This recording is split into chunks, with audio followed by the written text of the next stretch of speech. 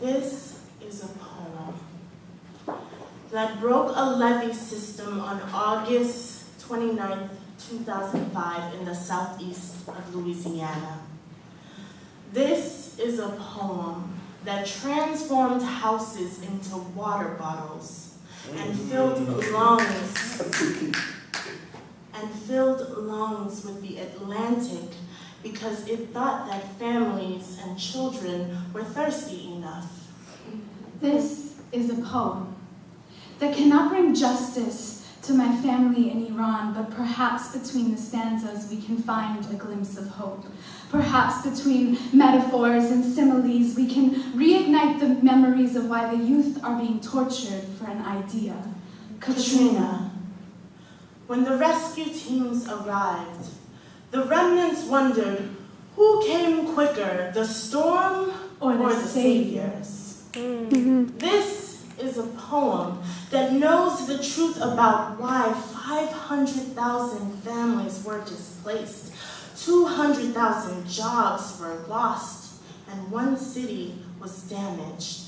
This is a poem that sticks to ribs like a belly full of chocolate pudding, but there is nothing sweet about disaster. God's gonna trouble the water. God's gonna trouble the water. God's gonna trouble the water.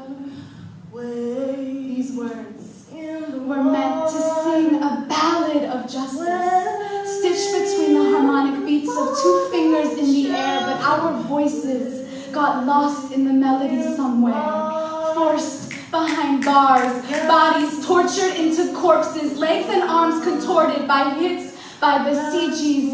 Our people have never had a glimpse of what it means to be free. The ruins in the water. The ruins can only reflect all that has ruined the lives of the people who once lived there. Can you imagine not being able to call your family? Not because you forgot their phone number, but because a storm ripped away their telephone lines. Can you imagine not knowing if their corpses are somewhere mixed in between the debris, or if they've become relocated refugees living on the other side of the sea? You see, they never got to see the eye of the storm, but they say her face looks a lot like genocide. This poem is for the Philippines. I know what it's like to feel like yesterday's news. Papers thrown to the side of the room because we can only understand tragedy until the news coverages disappear. I know what it's like to feel like no one can hear your cries, when your tragedy is used as an excuse to socialize while they sip their morning lattes and read fragments of your story. This is a poem for Haiti. This is a poem for Haiti. For the little babies who gather fragments of the sun ray and pack it behind their pupils. I will never forget your light. Even when CNN finds a new news trend, I will remember you. As if you were sewn into the walls of my skull.